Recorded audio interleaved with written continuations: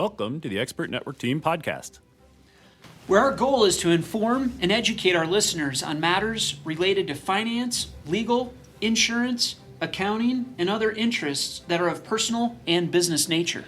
We hope you will find our content useful as well as entertaining.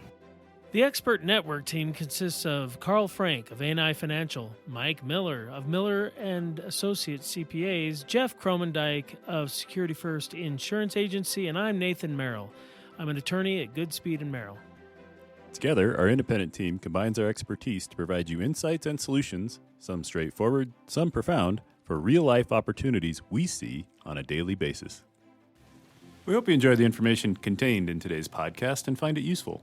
If you'd like to learn more or desire to meet with any of the Expert Network team members in person, you can contact us at info@expertnetworkteam.com. That's info@expertnetworkteam.com.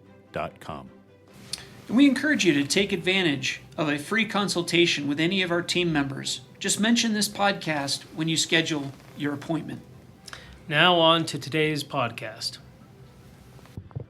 Welcome to the Expert Network Team podcast. For today, we have in the room with us, this is Nathan Merrill of Goodspeed Merrill, and then we also have Carl Frank. Hi, Nathan.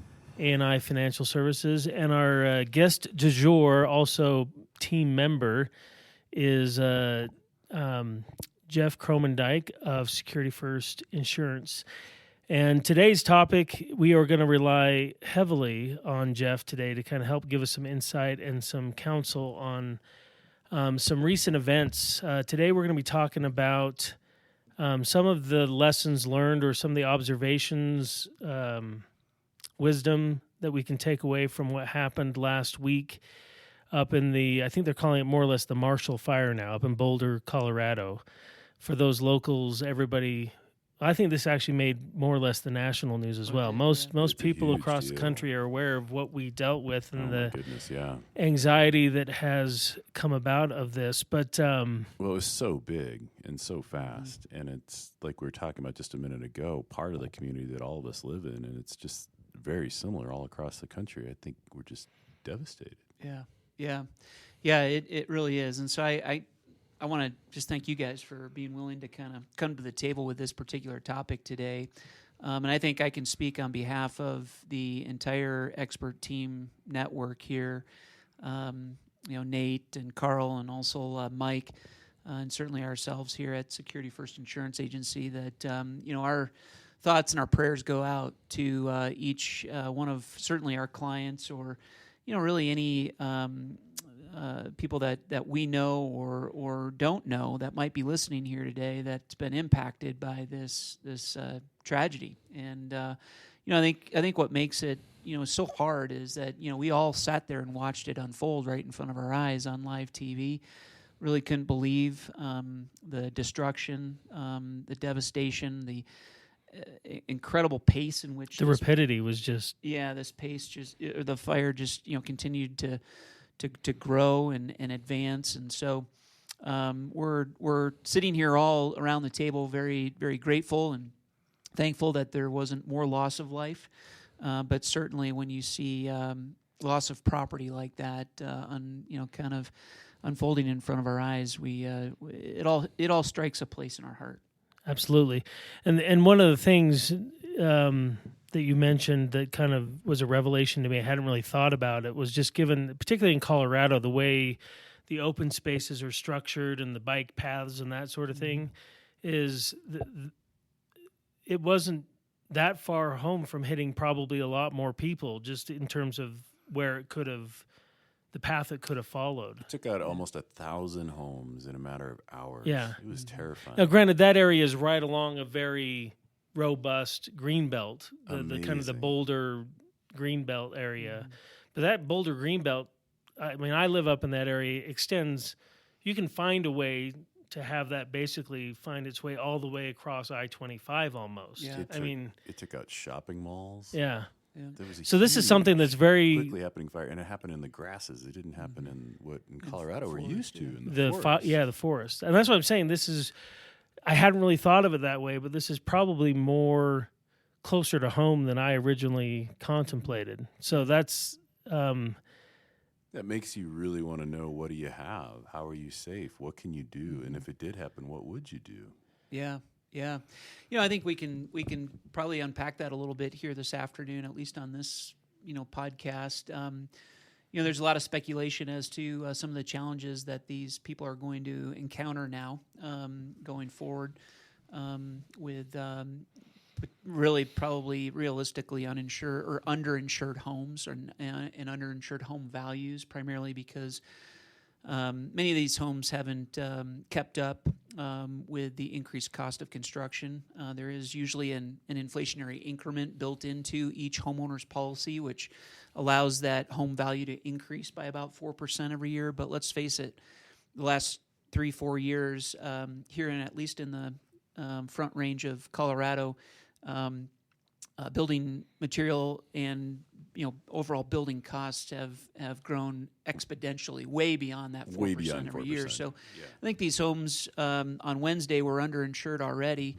On Thursday and Friday now, after everything was everything had gone down, we now have over 950 homes in a very concentrated area of Boulder County that is just going to magnify the increased cost of construction, primarily due to supply and demand of builders and Sure. also materials. So let's break that down a little bit, though, because I want to understand what you mean by underinsured. I know we've talked about that in the past, that can happen just simply as a byproduct of the increase in values, but we were talking a little bit beforehand about the impact of the nature of this devastation, like when we all saw the pictures, just houses, whole neighborhoods just leveled down to the foundation. And then you were saying that some of the nature of the damage could even undermine those foundations?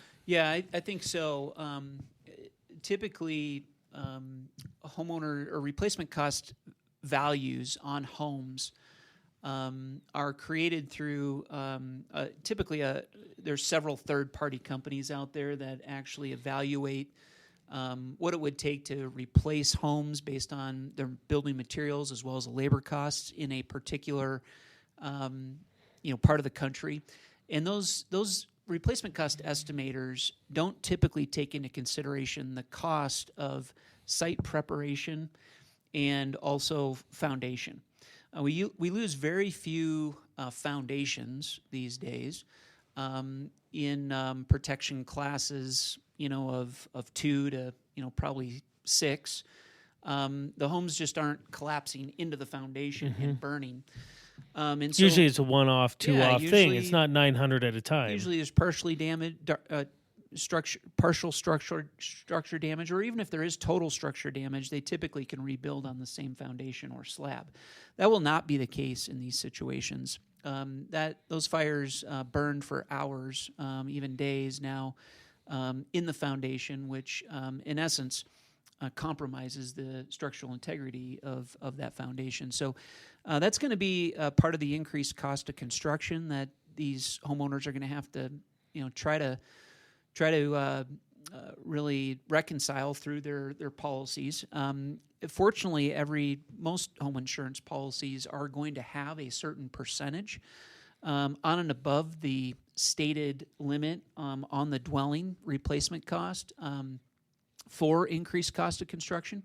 I've seen policies written at 25% on and above your limit stated on coverage A or the dwelling coverage. 50%. There are a lot of companies that are writing 100% coverage, so it almost takes that $500,000 dwelling limit and doubles it, brings it to $1 million, which should be adequate in most cases.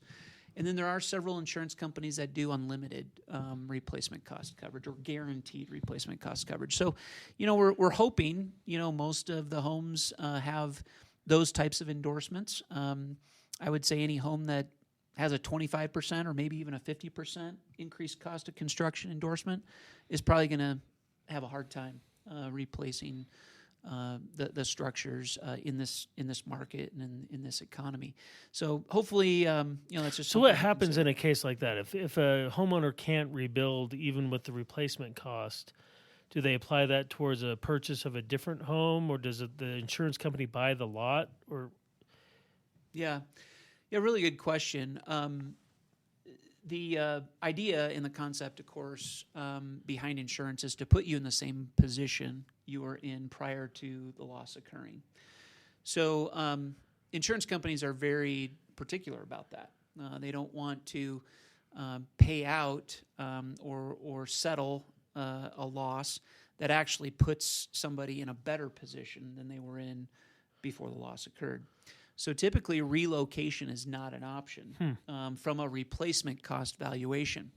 Now, if they did not want to build or rebuild on the same lot, which I think is a realistic question to ask, right? I mean, many of those lots were beautiful. They were fully treed. Half of it was the landscape, which is great destroyed. Views, and not to mention the memories now that of wildfire that it just could be hard to live in the same home again. So there very well may be a few people that want to relocate, and if that's the case, then they can plan on having a conversation with their insurance adjuster. That's going to be primarily based on actual cash value as opposed to replacement cost. So they'll take the value of that home or the construction replacement cost value of that home, determine how old that home is. Kind of like the roof, like when you get your roof done. Yeah, they'll depreciate it over time, and that would in essence be your settlement. They'll cut you a check for that. You can go rebuild somewhere else or rebuy somewhere else. Interesting. Oh my goodness, that'd be horrible. That'd be a fraction of what it's worth. It would be, and it's not obviously not encouraged based on the way that the insurance forms are written. Now there are a few insurance companies out there. I won't name any in particular, but that actually do have a relocation provision where they understand the devastation of landscape and also just fire as it relates to total destruction, and they do give their homeowners an opportunity to rebuild elsewhere on a separate lot. Now they wouldn't be purchasing the lot, but they would take those building replacement cost limits and allow a homeowner to go ahead and build somewhere else. But those policies are few and far between. Those insurance companies are high-end companies that insure like large estates. The Chubbs, the AIGs, companies. and a few other carriers out there that do that kind of thing. And I know we're planning on kind of doing a recap at the end and talking about what things we might do differently, knowing kind of the potentiality of this. So I don't want to forget some of these points you're bringing up, but something that comes to mind that I'm also curious about is to what extent is insurance covering some of the. So we've talked about the structure, and the rebuild and replace there. What about their present lodging? Does insurance kick in terms of covering their hotel costs, rental in the meantime? What kind of things does insurance typically cover there? Yeah, absolutely. Every HO3 or HO5 policy, meaning homeowners policy, including a renter's policy, we got to assume that there are probably a fair amount of renters up there. Amount of renters there as well. These policies all do have, basically coverage for additional expenses or loss of rent or coverages that will in essence are designed to step into any additional expenses you incur in temporarily being displaced or misplaced from your home. Now, the loss of rent, just real quick, that's only going to apply if your insurance company actually knew you were renting the place out. Yeah, that would continue income to you as the owner of the home while it's not being able to be rented. Yeah, and that goes back to us talking about when you do decide to convert or do rentals, you got to make sure you get the right. Yeah, you do want to, definitely change that policy to accommodate that. But even for a renter, their policy, even though it's covering just the contents inside the home, will have a form usually built into the policy, which gives them some increased or loss of use and additional expense coverage that would allow them to go rent another place. Or is that a finite amount, or is it a duration period? Or usually, once again, a percentage of your dwelling limit. Okay. A lot of policies have gone to actual loss sustained coverage there, and then limit the coverage to a time frame. It's a time element coverage, usually 12 months or 18 months of actual loss sustained coverage. So, by all means, that coverage is designed to, in essence, allow you to rent another home while this one's being rebuilt, stay in a long-term residency of some sort, or even any additional like food expenses, transportation expenses that you might incur as a result of couldn't set you up in an RV though.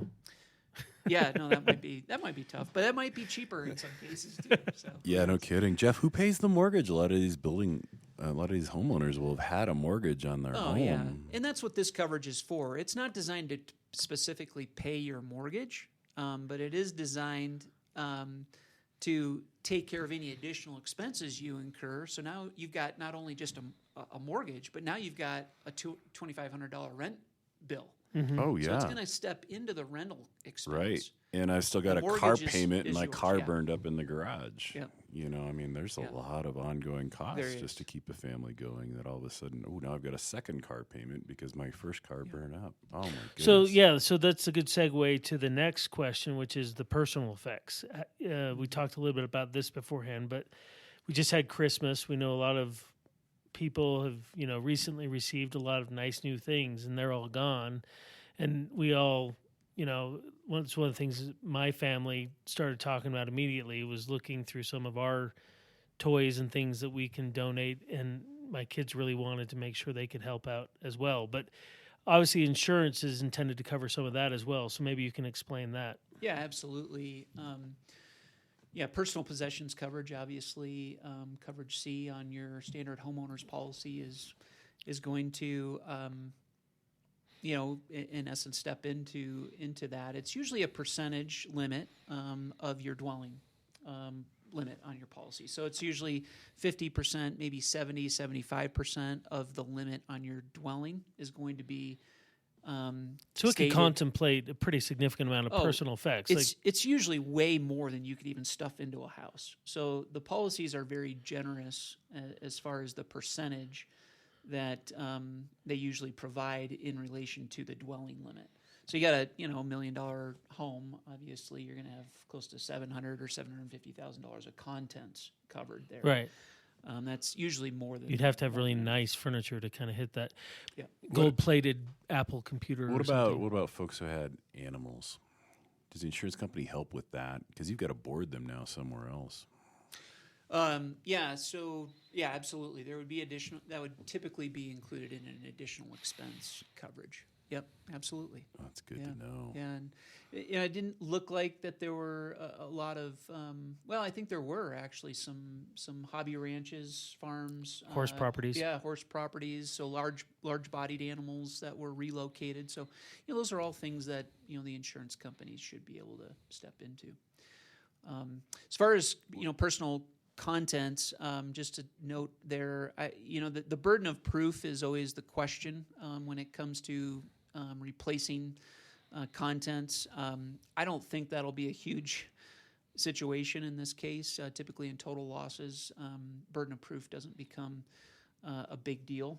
But important for us all to just be thinking about that as we continue to mitigate our risk going forward.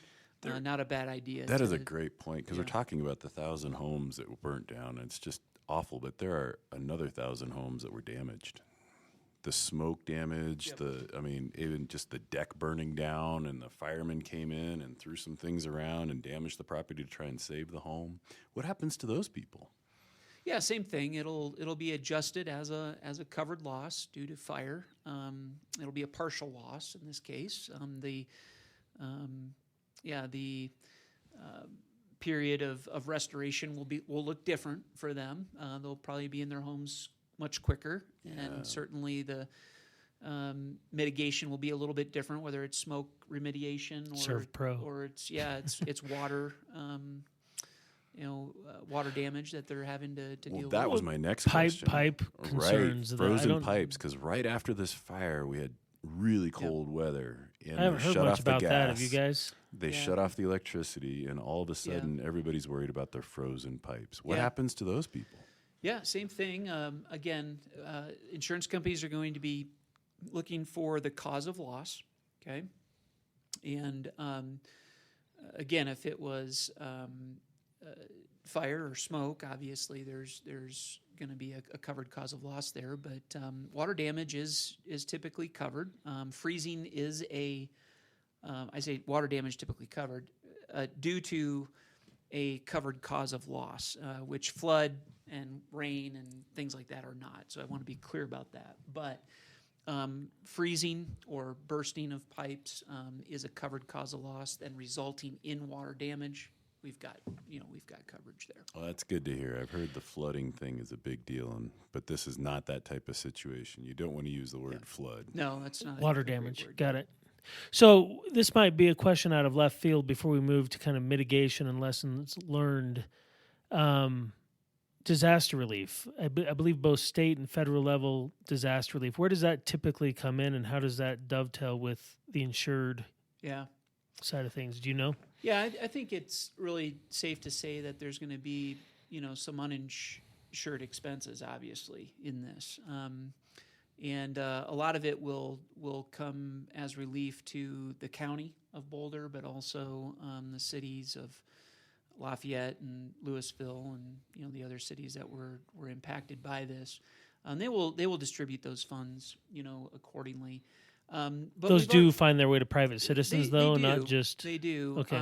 We're already hearing some stories of renters in particular that were uninsured. Seen some GoFundMe situations out there already, and there's a possibility that there's some homes that were uninsured. So, obviously, the insurance companies are going to take a good majority of the risk and cost here in this particular situation. But nonetheless, there's just even food and really what the government ends up coming into is kind of the gap between the time the loss occurred and the time when the insurance checks start to hit.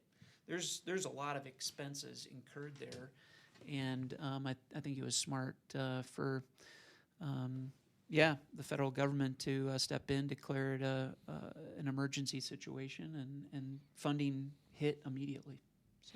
So for concerned listeners out there, there's kind of the takeaway portion of our discussion. What sorts of things should they prioritize to make sure they're in the right position should something like this happen to them? Yeah. There's a lot of things that are going through. I think the three of ours minds right now, because all living in similar neighborhoods and now being able to envision this happening. I think there's several things that we should do. I would just say, first of all, create a plan of some sort. We don't think about these things, but just an evacuation plan. I think what's most amazing about this particular event is that 35,000 evacuated in hours, and 2 missing right now. Presumed. Wow! Thank goodness. Yeah, I mean. That's amazing if you think amazing about that. I mean, if this had happened in the middle of the night, this would have been a whole different situation. But kudos to Boulder County and to them, for just running a very, very efficient evacuation process. But have a plan as a family, what that looks like, where you're going to meet, how you're going to get out of the house, even a driving route, or a couple different driving routes. Just be thinking about that. Because it was jammed up, like. They shut down 36 and they had traffic going eastbound on 36 both sides. Absolutely. I mean, these are things we didn't think about until Thursday, right? So just be at the very basic think about that. Again in neighborhoods like this probably isn't as prevalent, but think about fire mitigation. We talk a lot about that in the mountains. Creating a defensible space. But just take a walk around your house sometime and see how close the trees are to your home, if they overhang the roof, if they touch the house or anything like that.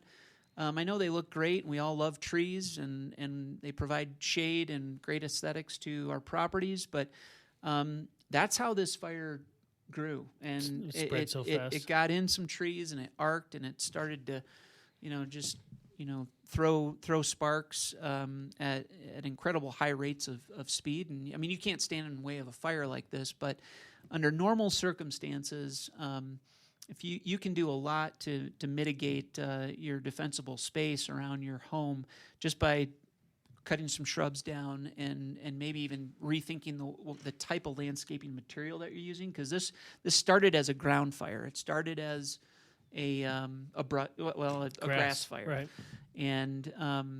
And so clearly with 100 mile an hour wind, that's going to get up in the air pretty quickly and get into the trees. But under normal circumstances, we could be thinking about that as intensely residents. hot. I mean, with that kind of wind fueling it, exactly.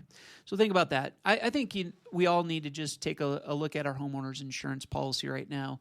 Have our agents do replacement cost estimators. Make sure that we've kept up with the rising cost of building materials and building costs.